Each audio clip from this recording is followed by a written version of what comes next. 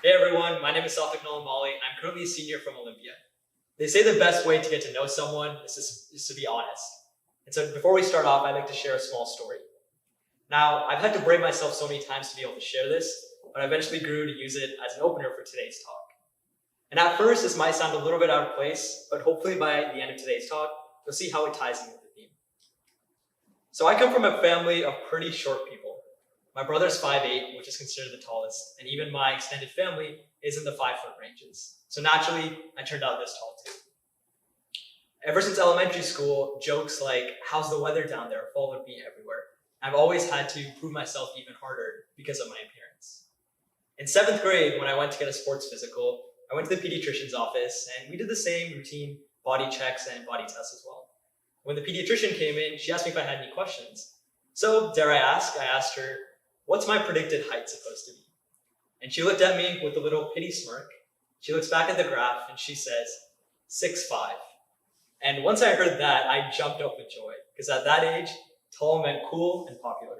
I told everyone I knew once I got back to school, and I wore the title of 6'5" like a medal. The next year, when I went back to renew my physical, we did the same things, same body test, same checkup, same pediatrician. She asked me the same thing, "Do you have any questions?" So this time I asked her, "My height is still predicted to be 6'5", right?" And this time she looks at me with a confused look. And I'm like, "Everything's the same, it's the same pediatrician. Maybe my height just changed by a few inches." She looks back at the graph, and this time she's like, "Who told you 6'5"? And I said, "You did." And she's all like, "No, I meant to say 6'5" inches, 65 inches, which is 5'5". And so when I figured that out, at first I was shocked, then I was mad, then I realized, how could I think I'd be 6'5"? And so I told my friends that, and they were all laughing. And so I was thinking, something good did come out of it. I was making people smile and laugh. Now, I tell this story for 2 reasons. If I can't make you smile or laugh any other time during this talk, I know I did now. And number 2, today is all about the impossible. And I want to share how the impossible turned into this imaginary finish line for me. And before I knew it, it showed me that I was in this never-ending race against myself. For me, the impossible equaled success. And it literally changed my equation of life. Now, if we look around, the most key inventions that we use today were derived from the impossible. The plane and car were thought of as myths at first. A device that we could control with our finger, our voice, and now our face were never thought of before. From making the car to now making the car drive by itself is a testament to what the impossible does to us. It pushes us, and it liberates us to achieve even higher. And frankly, if we didn't think about the impossible, we'd probably still be driving in horse-powered cars. But I didn't understand that a while ago. When I was a teenager, I loved doing what we all do, what all teenagers love to do best, which is to prove people wrong. And so I wanted to prove people wrong that my short appearance was no barrier for me, that I still had the energy to go big. And I thought the only way I could do that was by achieving and achieving. And I wanted to get success, I wanted to get as many titles as I could. So for me, impossible equaled success at that point. And I had to drive the impossible car as fast as I could so I could reach the finish line. So with this philosophy in mind, I went back. I went to take the test for the gifted program. My parents figured out that I failed the test. And once I failed, they figured out, okay, you're not going to be the smartest kid. So that was my first impossible. I wanted to prove them wrong.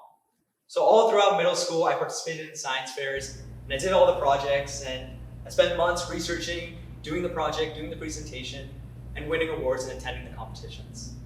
Back then, all I cared about were those shiny trophies. I literally wanted to fill them up in my room so I could sleep in the glory. I even attended math competitions, and back then I was a math genius. I could solve problems under 30 seconds. I even went to the extent where someone told me I'm only good at STEM stuff, so I got one of my writings published in a teen literary magazine, and that shut them up. So doing this for a good 3 years, I felt really good, and I felt like this was the success I needed. So before I went to high school, I told myself I'm gonna await the next impossible. But as we all go to high school, things change, right? Our voices get deeper, our faces change. Most people tend to get taller. You know which one didn't happen to me. But something else also happened to me. As soon as I entered high school right before, in the summer of that, I watched this movie.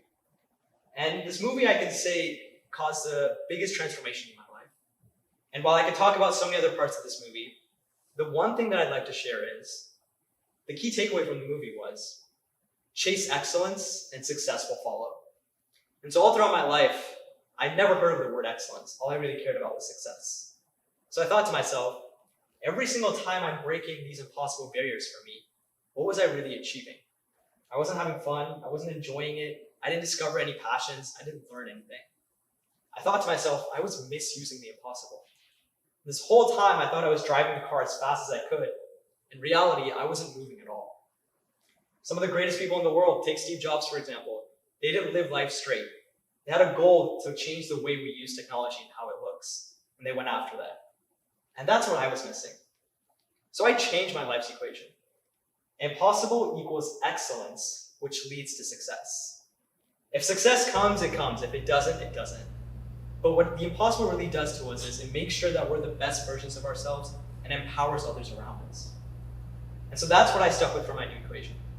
Now, wrapping my head around this new concept wasn't easy. I had to learn not to expect results immediately, and I started to feel the true heat of the impossible. And the next week, when I was about to enter high school, I told myself this time, I want to wait for my first real impossible. Everything else before that was just what I thought was an impossible. So as I entered high school, I began to develop this passion for coding and apps and technology. And I thought, I have this new equation in my head, why stop there? Let's go bigger. So I combined my love for technology with my passion for medicine and went into the field of biomedical engineering. And so in high school, I started looking beyond myself. I started looking within my community, and I started noticing a lot of problems. And the one problem that I want to bring to light here is inaccessible healthcare and poor healthcare equipment. From the poorest homeless man in our world to the richest businessman in the world, something that we all deserve is proper healthcare. And on one of my trips to India, I went to the local village hospital, and I looked at their equipment. And their equipment could barely diagnose a fever, let alone a full body illness. And this isn't just an issue in undeveloped nations. Here in the US as well, in 2018, 5 million people died without knowing why due to poor health equipment. And personally, I have a personal connection with this too. A lot of my family members passed away not knowing what they were suffering with. And as I look more into this problem, one of the biggest issues is the screening time needed for a lot of these diseases. The diagnostic equipment is too expensive, it's too big, and it's too inaccessible. And from that, we're losing a lot of lives. So I decided to focus on one particular illness that really caught my attention, and that was lung cancer and pulmonary illnesses.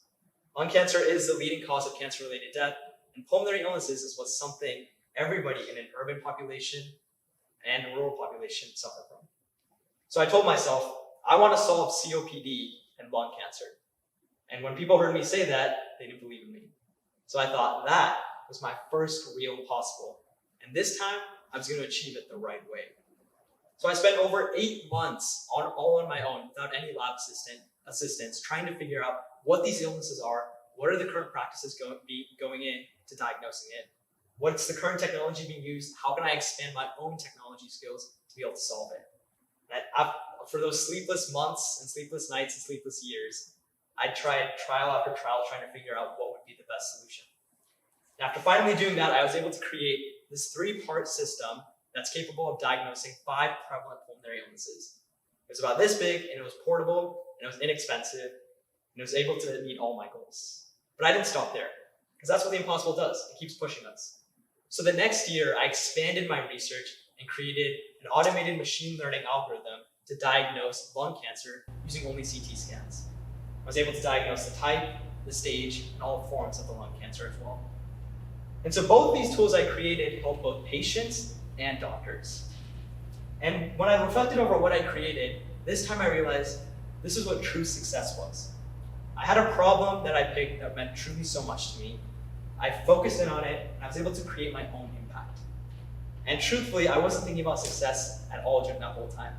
It just came out naturally afterwards. I was able to compete in international competitions and won grand awards by competing among the best science students in the world.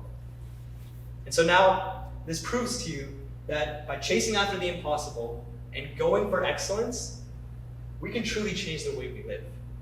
And for me, my respect for the impossible grew to the point where I was earning joy through titles, through now earning joy through improving the way we live. So this brings me back to where I am now. If you remember the 6'5" story, I made the same mistake back then too. I thought by someone telling me that I'm going to be 6'5", I had achieved that impossible. And I just stayed complacent with it, I was satisfied, and I sat back. When in reality, I should have used that impossible as a motivator to continue going after that. So by changing my equation to impossible equals excellence, which leads to success, it made all the difference. I was able to break out of my comfort zone, discover lifelong passions, and truly discover what I want to do. And so the impossible really taught me that it's going to be the biggest motivator in my life. And it truly showed me that I'm in this never-ending race against myself. Because the impossible is just an imaginary finish line. And one of the best races is one where you don't stop. You can't stop if you don't have a finish line. So I leave you with this.